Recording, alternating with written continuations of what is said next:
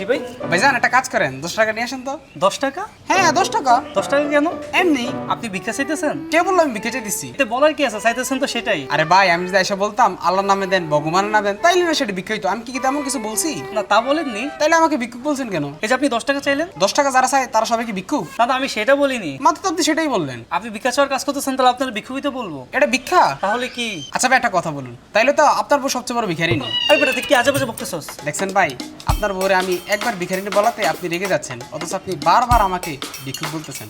তুই আমার বড় ভিখারিনী বলবি আর আমি রাগ করবো না? তোর মাথায় কি বুদ্ধি নাই? তুই যেহেতু ভিক্ষা চাওয়ার কাজ করতেছস, লোকে তো তোর ভিক্ষুকই বলবো। আরে ভাই এটাই তো আমার কাজ। হ্যাঁ আমি তো সেটাই বলতেছি, তোর এই কাজের ভিক্ষা বলে। আবারও সেই একই কথা বলতেছেন ভাই। আচ্ছা ভাই একটা কথা বল, তুই সাত সকালবেলা এসে আমার গেট বাইরে 10 টাকা চাইতেছস, তাহলে লোকে তোর ভিক্ষুক বলবে না কি বলবে? আরে ভাই মানুষ তো সাহায্য চাইতে পারে। হ্যাঁ? আরে ভাই আমি যদি এসে বলতাম আপনি আল্লাহর নামে কিছু দেন, হয় আপনি আমার কিছু দিতেন, আনালে মুখের উপর দরজা বন্ধ করে দিতেন। কিন্তু আমি কি তা বলছি?